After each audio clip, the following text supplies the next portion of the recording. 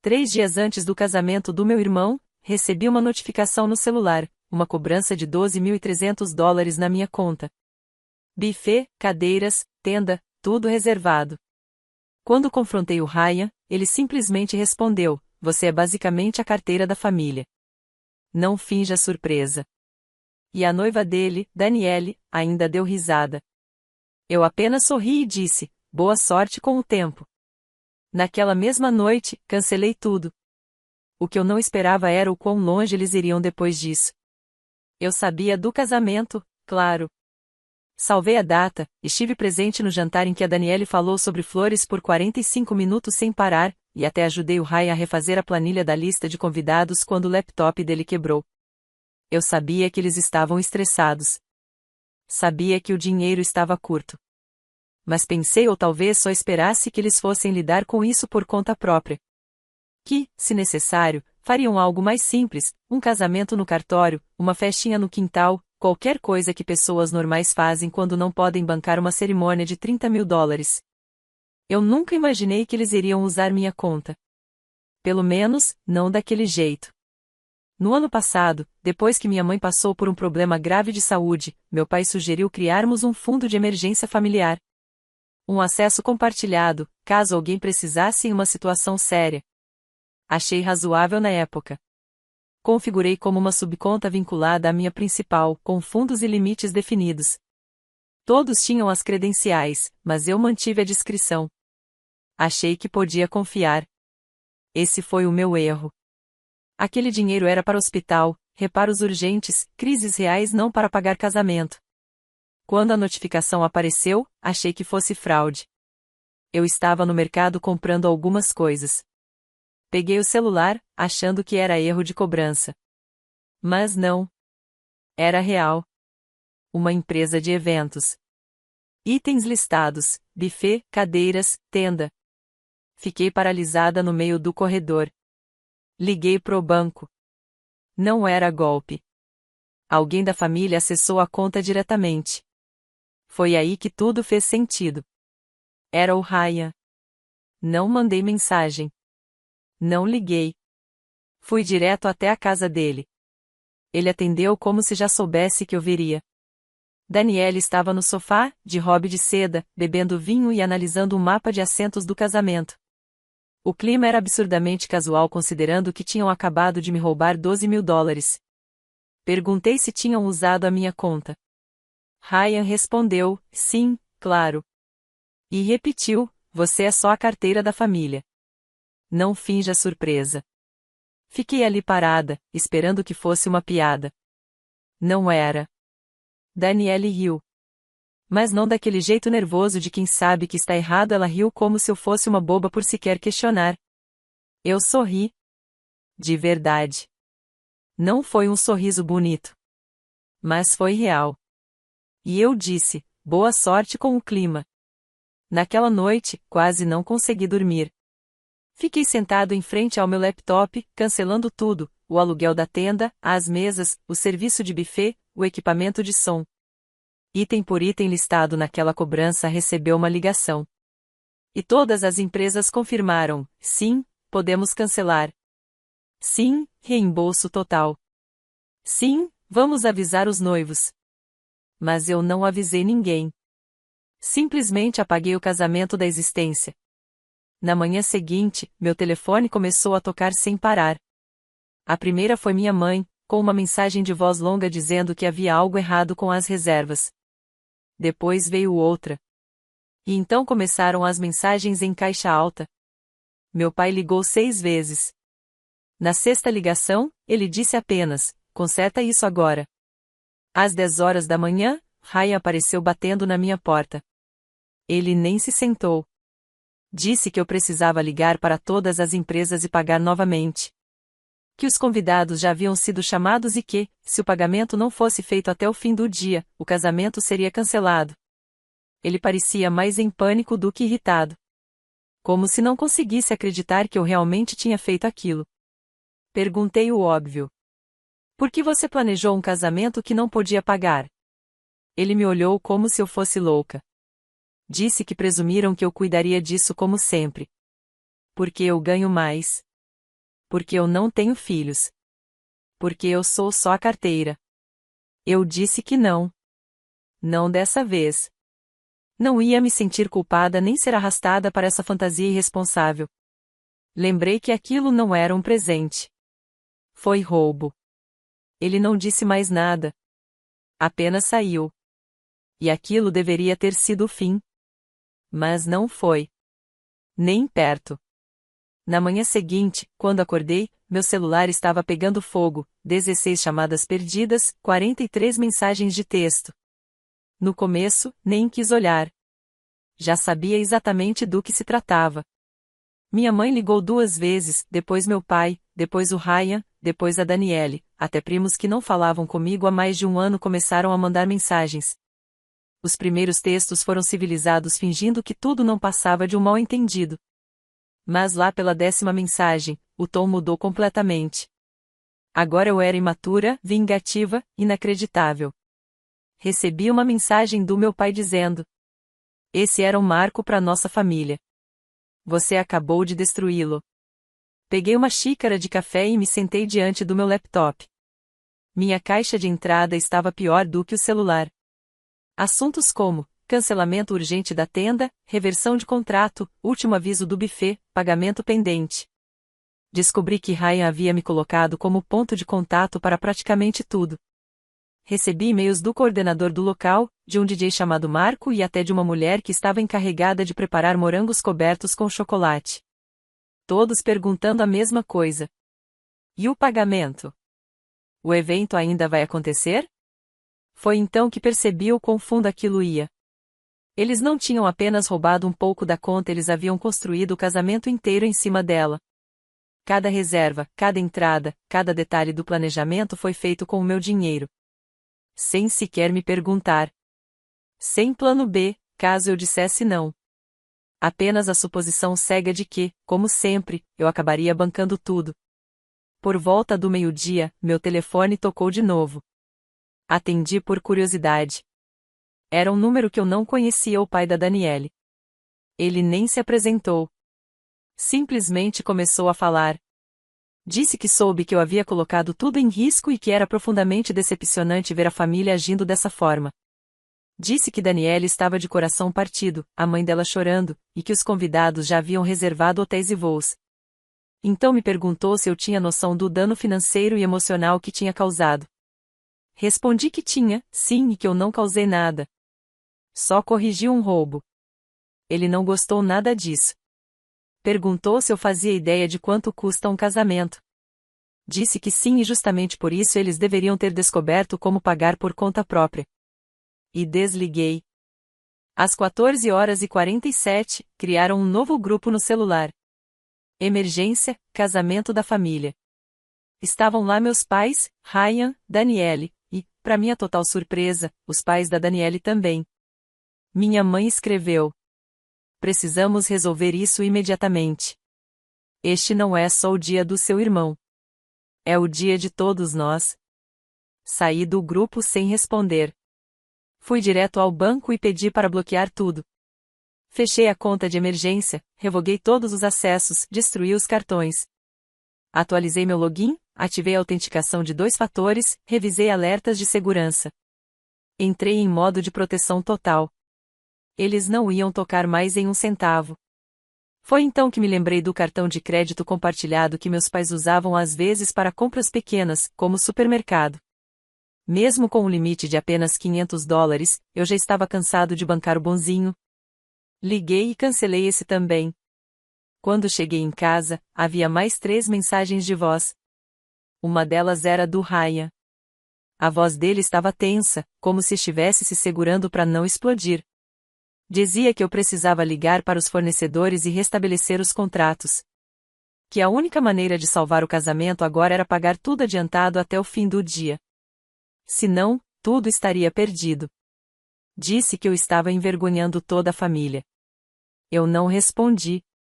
Não atendi, não mandei mensagem. Fiquei apenas sentado, em silêncio, refletindo em como eles tinham distorcido tudo. Naquela noite, ele apareceu na minha casa. Eu tinha esquecido que ele ainda tinha uma cópia da chave. Entrou como se fosse o dono do lugar, andando de um lado para o outro, agitado. Disse que Daniele não parava de chorar desde cedo. Que os pais dela estavam furiosos. Que os convidados estavam fazendo perguntas. Que tudo estava prestes a desmoronar. Continuei em silêncio, deixando ele desabafar. E então, finalmente, fiz a pergunta que estava presa na minha garganta desde a primeira notificação. Por que você achou que isso estava certo? Ele não hesitou. Disse: achamos que você simplesmente daria conta. Você ganha mais do que todo mundo. Você nem tem família. Você sempre cuida das coisas. A gente não achou que você fosse dizer não. Lá estava. Nenhum sinal de vergonha. Apenas aquela sensação vaga de que tinham direito àquilo. Como se a ideia de eu dizer não nunca tivesse passado pela cabeça deles. Disse a ele que, se não podia pagar por um casamento, então não deveria estar tendo um. Ele não respondeu.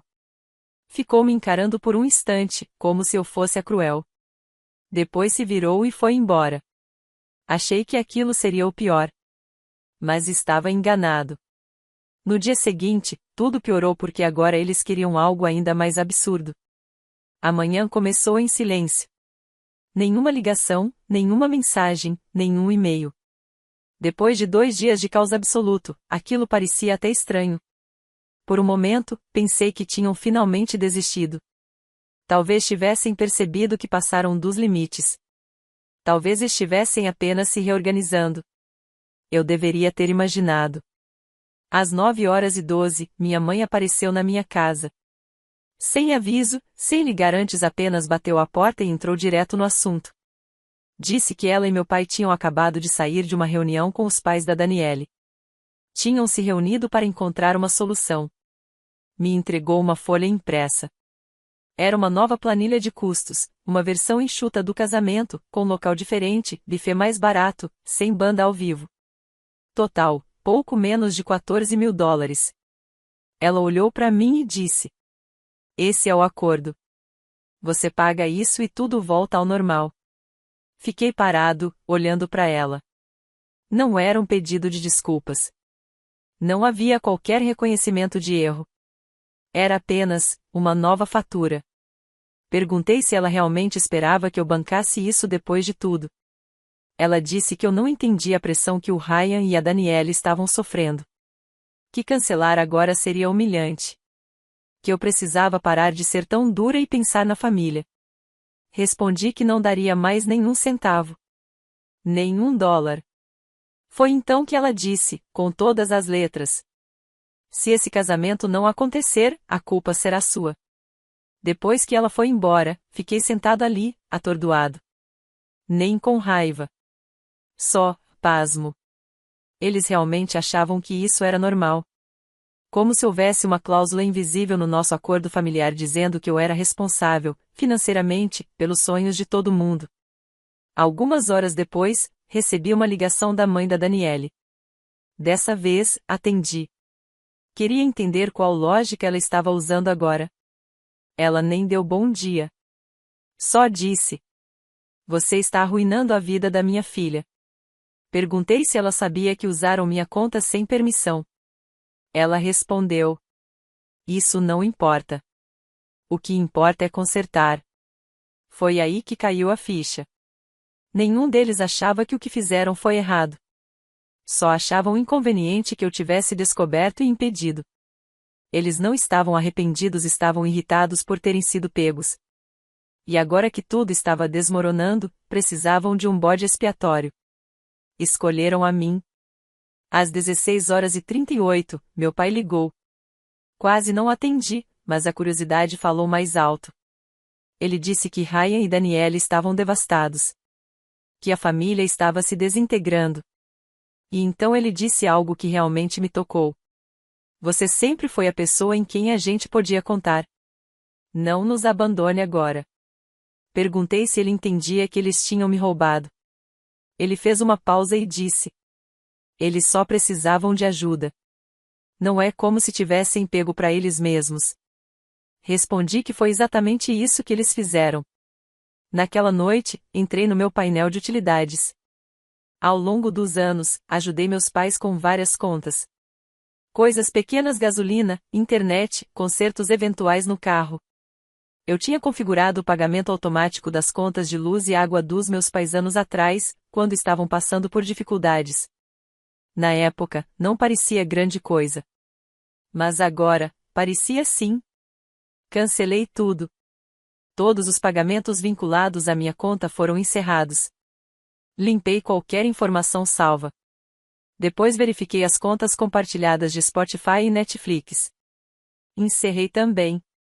Talvez tenha sido mesquinho. Mas eu já estava exausto de ser o benfeitor silencioso da família. Dessa vez, eu não avisei. Simplesmente desliguei tudo. Na manhã seguinte, a verdadeira tempestade chegou. Eu esperava por alguma reação. O que eu não esperava era acordar com 4 envelopes enfiados na minha caixa de correio, todos lacrados, todos escritos à mão com a mesma caligrafia em letras maiúsculas rígidas. Dentro de cada um, havia uma carta. Nada de e-mails, mensagens ou ligações. Era como se estivéssemos nos anos 1950 e alguém tivesse morrido. Eles claramente escreveram aquilo juntos. Reconheci o tom excessivamente formal da minha mãe, e as palavras carregadas de culpa do meu pai. 4 páginas de repreensões, racionalizações e chantagem emocional barata. Me chamaram de instável, rancoroso, ingrato. Diziam que eu estava sendo consumido pela amargura. Meu pai realmente escreveu: homens de verdade não deixam o dinheiro atrapalhar o sangue. O último parágrafo era o auge. Nós perdoamos você por sua explosão. Estamos te oferecendo uma segunda chance para consertar tudo isso e mostrar que ainda se importa com sua família. Dobrei a carta, fui até a cozinha e joguei direto no lixo. Depois disso, entrei em todas as minhas contas financeiras e comecei a revisar transações antigas. Foi então que encontrei algo que nunca tinha visto antes. Um saque do fundo fiduciário que minha avó havia deixado para mim em nome do Ryan. Pouco menos de $1.800. Nada enorme, mas eu sabia que nunca tinha autorizado aquilo. O bilhete de justificativa dizia: reembolso médico. Datado de 4 meses atrás. Naquela época, minha mãe tinha dito que precisava de ajuda para pagar remédios. Eu não questionei. Mas deveria ter questionado. Bastaram 2 telefonemas para confirmar que aquele dinheiro não foi para nenhuma farmácia nem hospital. Foi direto para o depósito de um fotógrafo de casamento. Liguei pessoalmente para o fotógrafo. Ele lembrou do pagamento e disse que quem fez a reserva foi a Daniele. Usou meu sobrenome e tudo. Eles estavam me drenando há meses. Silenciosamente. Cuidadosamente. Uma mentira de cada vez. Não liguei para ninguém. Não precisei. Naquela tarde, meu celular vibrou com uma mensagem da recepcionista do escritório. Oi, tem uma mulher aqui perguntando por você. Diz que é sua cunhada. Fui até a entrada e cheguei bem a tempo de ver a Daniele sendo escoltada com educação pelos seguranças do prédio. Ela me viu. Não disse uma palavra. Apenas me encarou como se eu fosse algum tipo de monstro. Fui embora em silêncio. Todos no escritório fingiram que não viram, mas eu percebi os olhares. Um cara perto da copa sussurrou: o que diabos está acontecendo com o Ethan? Naquela noite, Daniele deixou uma mensagem de voz. Ela parecia abalada. Mas havia veneno por baixo da superfície.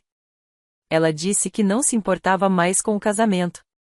Disse que o dano já estava feito. E então ela soltou algo que me pegou de surpresa. Perdemos tudo. Espero que você se sinta poderoso.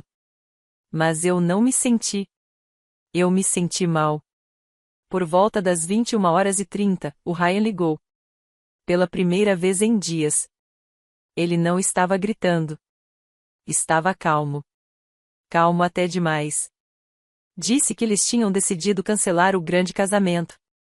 Disseram que não queriam prolongar mais a situação. Então Ryan falou: estamos pensando em voar para a Grécia. Santorini, algo pequeno, romântico, só nós dois. Você só precisaria cobrir a viagem e o hotel. Perguntei: quanto? Ele respondeu: cerca de 6.000 devem cobrir tudo. Eu ri, pelo visto, ele interpretou isso como um sim. Desliguei sem dizer mais nada. Na manhã seguinte, descobri que Danielle havia postado algo. Sua história no Instagram era uma pequena saga em 3 partes.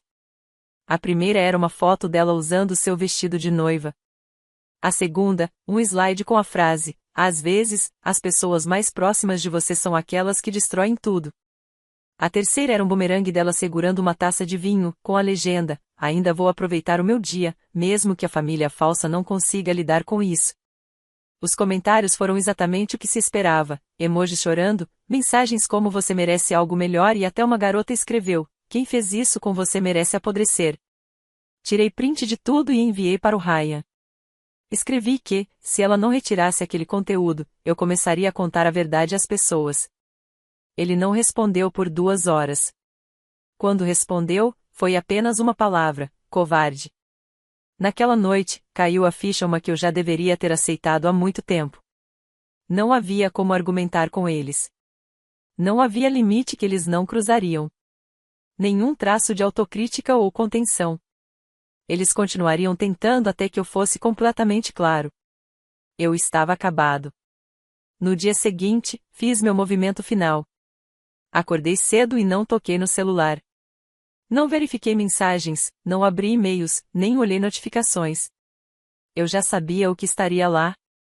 Eu tinha outros planos. Primeiro, liguei para o gestor do fundo fiduciário e congelei todos os fundos restantes imediatamente.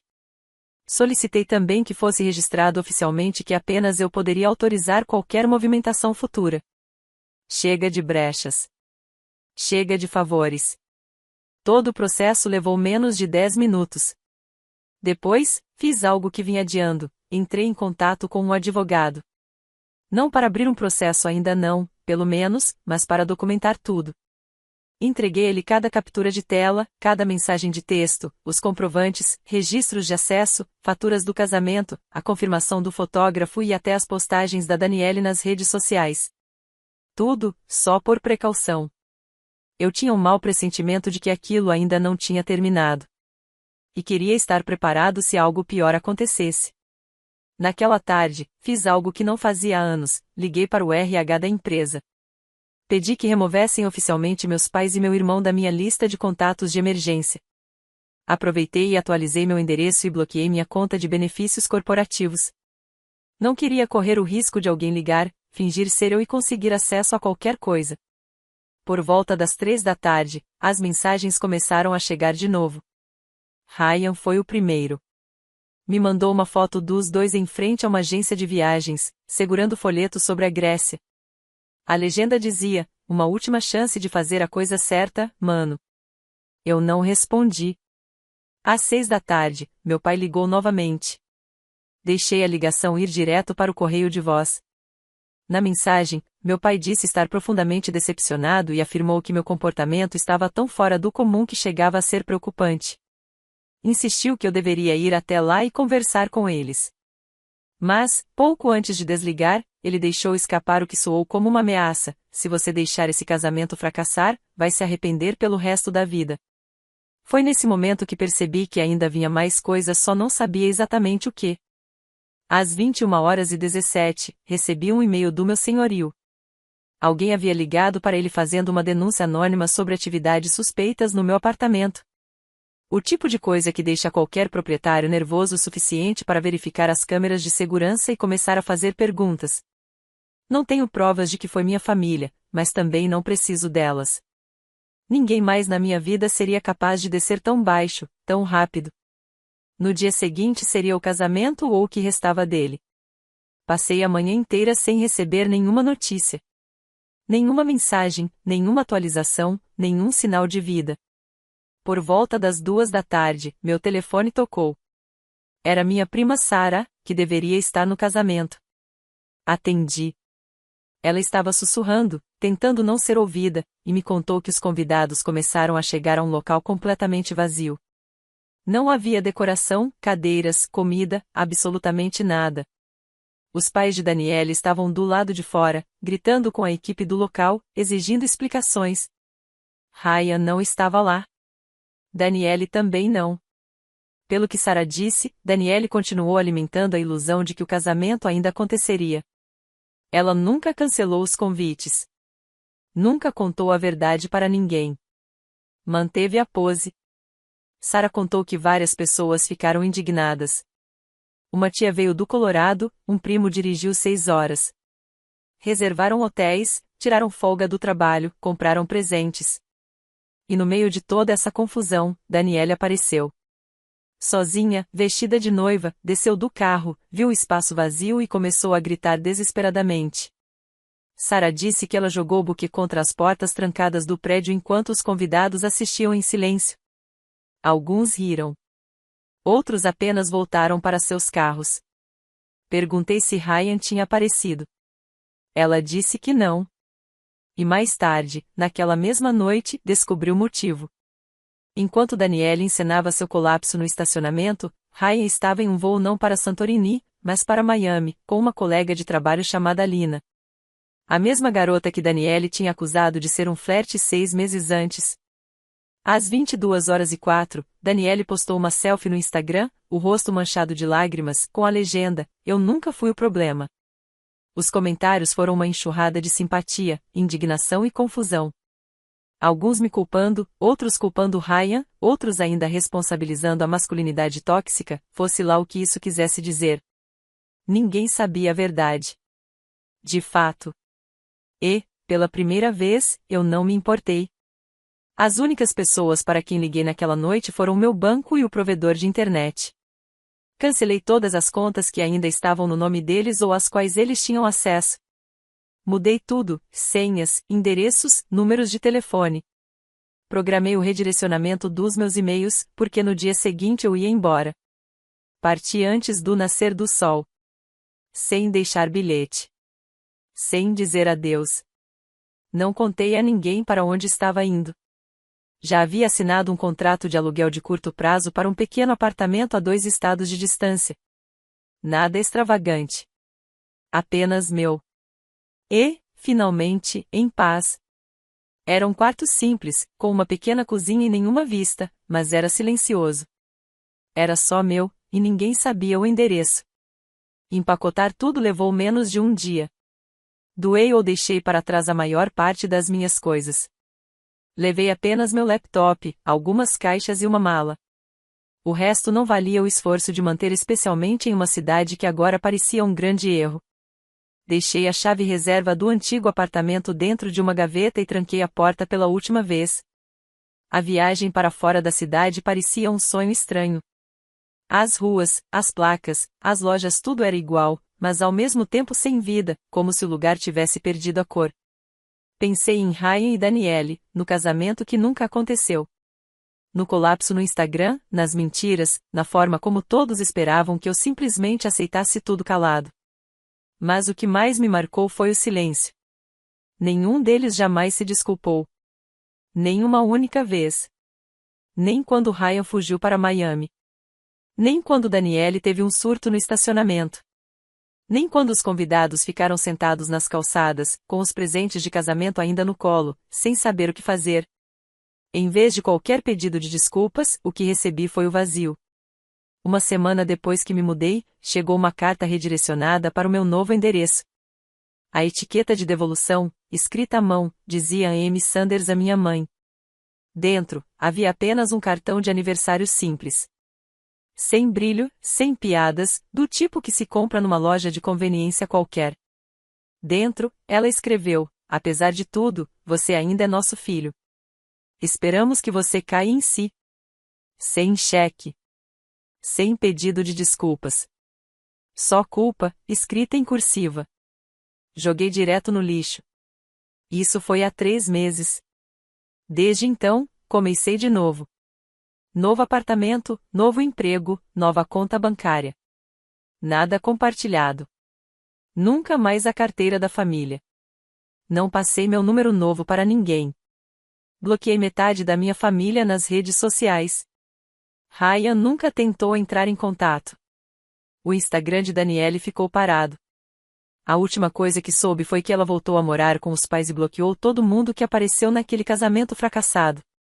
Minha mãe ainda tenta me mandar e-mails de vez em quando. Eu não leio. Apenas apago. Às vezes me perguntam se me arrependo de como lidei com tudo. Se fui duro demais. Se não teria sido mais fácil só pagar, virar as costas e seguir em frente. Mas a verdade é que eles teriam continuado. Nunca foi só sobre o casamento.